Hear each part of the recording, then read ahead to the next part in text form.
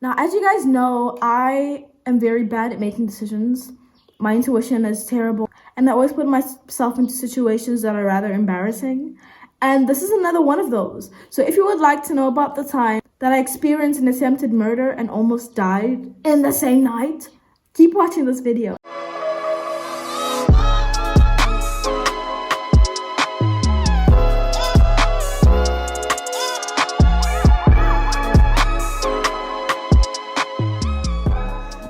Okay, so as you guys could probably guess, this happened in Pretoria. And at this point, I just feel like I should make a timeline of all the things that have happened to me. You know, because there's been so many things and I just keep remembering it in parts. But yeah, this was around July. Again, exam time. Again, I feel like all the hectic things happened like just before exams. I don't know what it is. But yeah, this was in July, like 3 weeks before exams. And it was like the last time I was going to see my girls. And I was with my friends, let's call them Emily and Ashley, and we went to the Strip. Now, for people who may not know the Strip, it is not a strip club. It is literally a strip, a street of bars, restaurants, and like mini clubs for students. Like if you are above 21 years old and you go to the Strip and you look at, especially if you're a guy, they will not let you in. They ask for student cards and not IDs because it is a student place. So guys, not that there's anything wrong with it, but it's not a strip club. Just wanted to clarify that. Okay, so we went to the Strip, and since it was just before exams, it was kind of really empty and like it wasn't a vibe at all. So we called some other friends that were gonna meet up with us at the Strip, and we told them like, listen, this is not it. What are we gonna do? And then they told us that listen, there's another place that we put you guys in guest list for VIP. So do you guys want to wait for us, and then we're gonna go there, and then we can just go there instead. So we're like, oh, okay, y'all got us VIP. We're going, like we're in. This is not a vibe anyways. But these guys were taking long, so we just went without them. Yeah, we Ubered there, and guys, this place is really fancy. First of all, I had never been to any place like this before. It had a red carpet, guys. Like, what clubs have red carpets? I don't know. Just maybe I'm really basic, but like I don't go to places like that. And we went. First of all, the bouncer was a lady, and she looked our age. Like I had never seen that before as well. Like bouncers are usually like really old, buff men. And this girl was eyeing us from the moment we stepped out of that Uber. She was like, it's almost like someone stole her mans or something. I don't know what was going on, but she did not like us one bit. And we went to her and we're like, oh, listen, we're on this person's guest list. And after eyeing us like 50,000 times, she was like, no, you're not. Bruh. Guys, she humbled us. She was like, no, you're not. Move. She faked like she was checking like a list, but she only checked one page and it was like 5 other pages like we saw. So she checked the list and she was like, you're not. And she's like, move. She said move, and then she took us out of the red carpet and we're just like sitting there on the side like little rats. And at this point, guys, we were all wearing like skirts. It was cold. It was July. At this point, we looked like GTA prostitutes, and we're like, what's going on? Like, you know, so we called our mates. Oh, and they're like, no, we're on our way. Like, just relax. We'll be there soon. And mind you, we've been waiting for these people since we're at the Strip. And they were still, like, not there. So we're like, you know what, guys? Let's just go back to the Strip because it's better than being outside in the cold, you know, with a woman that doesn't like us. So, yeah, we got an Uber and we went back to the club. And the Strip closes really early. It closes about, like, 2 a.m. And I don't know you guys, but for me and my fellow Mozambicans, that is early. Like, we party until, like, 8 a.m. in my country. So it closed at 2. They kicked us all out. We're outside. And at this point, our friends had already gotten there to the Strip. Finally, like 10 minutes before it closed, they arrived. And we're like, you guys really wanted us to wait this long at that place outside where it was cold? You know, you're tripping. So yeah, they were like, you know what, guys, let's try again. You know, you guys didn't get in because we weren't there. So now that we are, let's just all go to the club and we'll all be happy and we get you guys in. And at first I was like, no.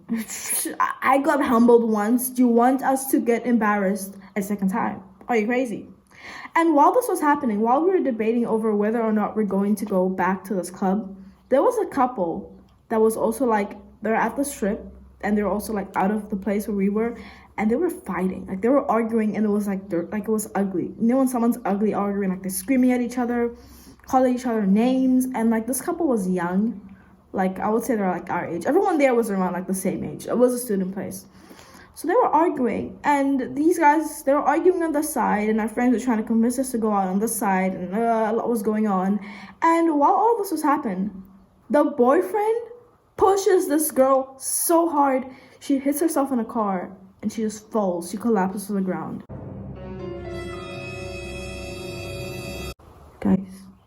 Guys, when I tell you this girl was knocked out for like 2 minutes, we're all convinced we're all like, what the hell? At this point, we were all convinced she was dead. Like, if I had to leave at that moment, I would leave knowing that I just witnessed a murder. But yeah, after like 2 minutes, this girl like wakes up from the dead, you know, like she stands up and she's fine. And that's when I got a really good look at her. And guys, this girl did not look like she was in conditions for anything. Like, she looks like she was on drugs.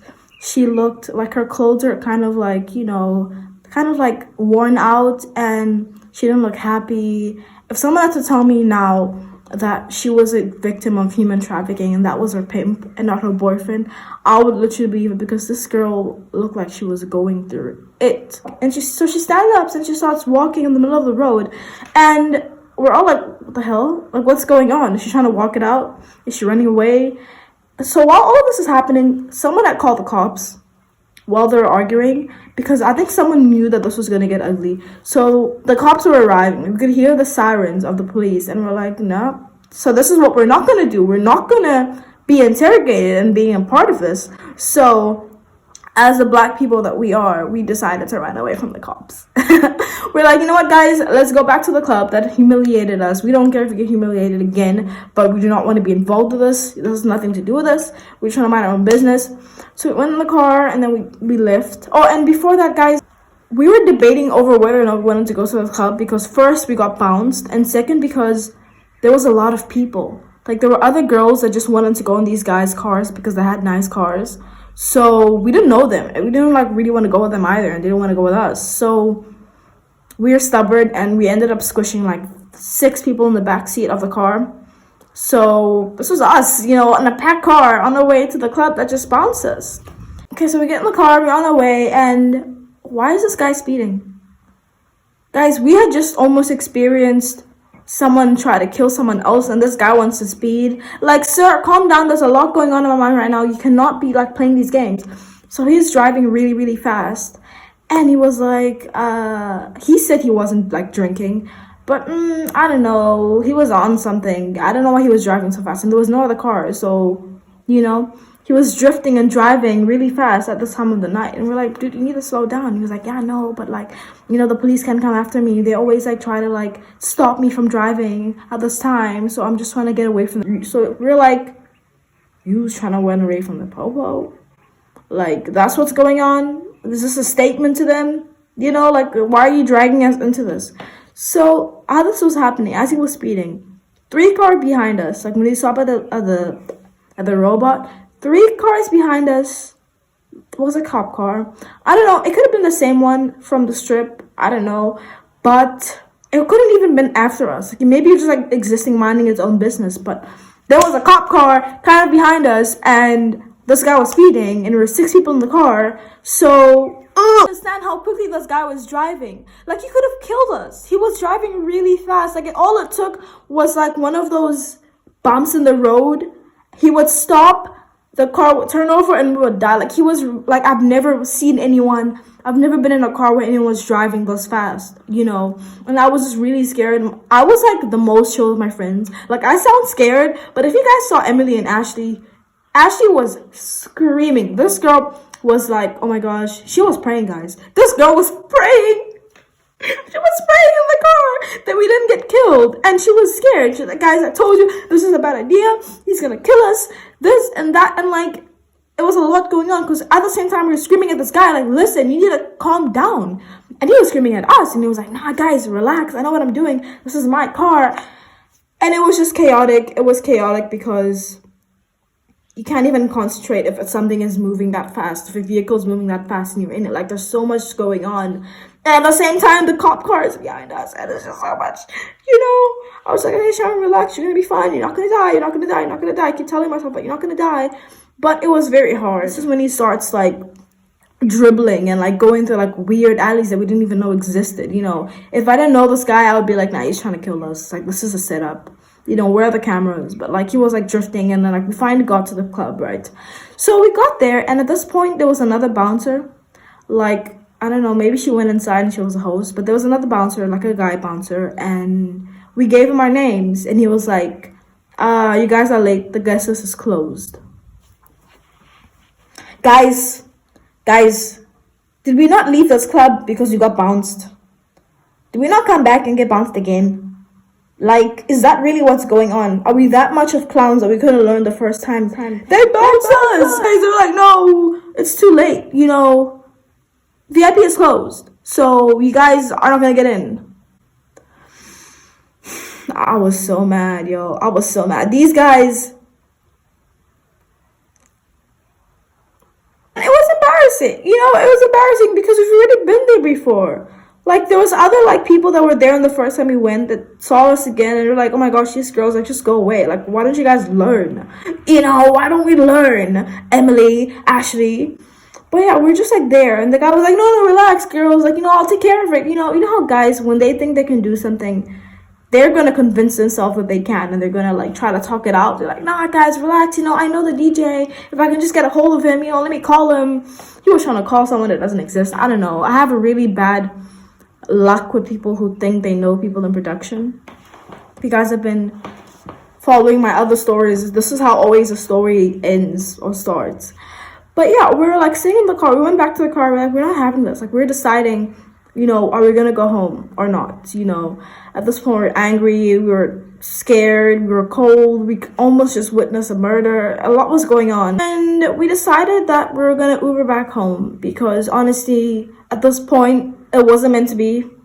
Us being here wasn't meant to be.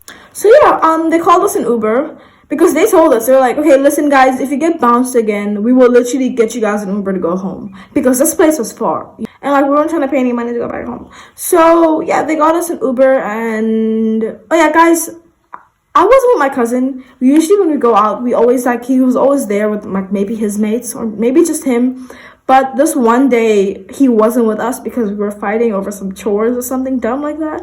And this is probably why all of this happened, because he's always, like, the big brother. He always, like, protected us and, like, held our jackets when we weren't feeling cold. And he would just, like, be like, nah, this is a bad idea. So we have very bad intuition, and no one told us that this night was a bad idea, so we just went for it. Okay, yeah, so we were on our way home, and we had a stop to go to McDonald's, right? Because it's tradition. If you go out at night, you need to go to McDonald's before you go home. And, okay, cool.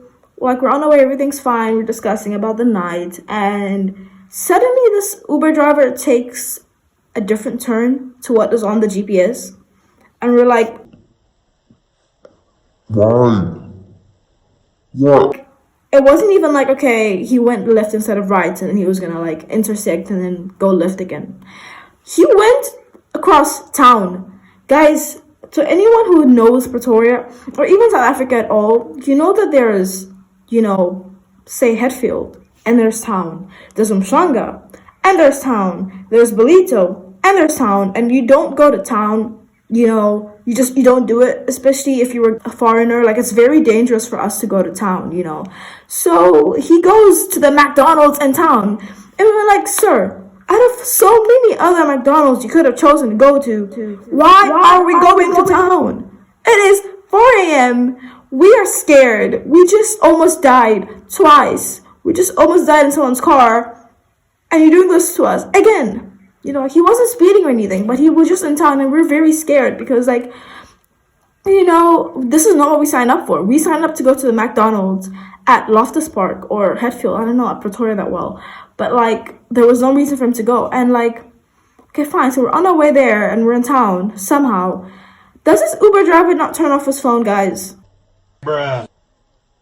We were like, what? Like, why? What? Like, I don't know. Maybe I'm paranoid, but all the stories I've heard of Uber drivers that like kidnap someone or kill someone, they always switch off their phones just before it happens.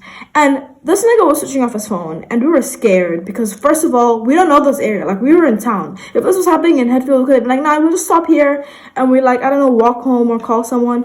But this was an area that none of us were familiar to.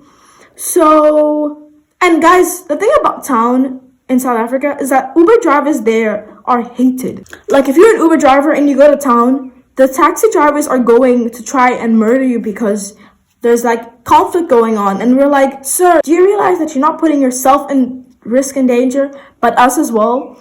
Like, you know, so we went to McDonald's, we got food, but at this point we couldn't concentrate because this guy's phone was on. And I don't know if there was traffic, but we stayed a very long time in town. He was like, I don't know what he was doing, but eventually he switched on his phone. And the moment we got back to like, you know, Hatfield, he switched on his phone, and we were like, that was really weird. Like, it's almost like he was trying to like kidnap us, and then he realized that like he can't, or that, you know, someone was gonna find out. So he like, you know, switched on his phone and he went back to Hatfield. But I remember in the car, I sent a fake voice note to my cousin. And I was like, yo, so you might location just now. And he looked back, and I think he realized that these girls are trying to play with me or something, or like they know what I'm trying to do, or they're gonna like somehow call the cops for me. So that's when he decided to switch on his phone. Yep, he switched on his phone, and we went back to Hatfield, and everything was normal again. But we stayed a very long time in town, and I don't know what was going on. Like, it was a very weird experience, and I was very scared. Like, I wasn't scared before of speeding in a car with someone, but I was scared of being in town with an Uber driver with his phone off. We went back home and everything was fine, and like we reflected the next day and we're like, so much has happened this night, like what the hell? And like we came to the conclusion that all of this was happening because we were trying to go out when we shouldn't, and we didn't call my cousin, and it was cold and exams, and this is what happens when you make bad decisions. You know, it was just a really bad decision. And that whole night, like, it wasn't a fun night at all. You know, like, I've had nights where, like, bad things happen. For example, when my wristband got cut off in Mozambique. That was a bad thing, but overall, that party was lit. New Year's was lit. But that night, there was nothing lit about that night. Like, it was just all in all a bad night. It was a wasted outfit. It was a wasted makeup. And if I could do that again for the experience, I wouldn't. So that was the story of the time that I witnessed an attempted murder and I almost died in the same night. I hope you guys enjoy the story. Don't forget to like, subscribe, do the most, show me some love, and switch on the bell notifications to get more videos as they come out. Oh, and also, if you have reached to the end of this video, if you're watching this right now, comment an emoji down below. Any emoji, it doesn't matter. I just want to know that you guys are actually listening to me. And I will see you guys in the next video.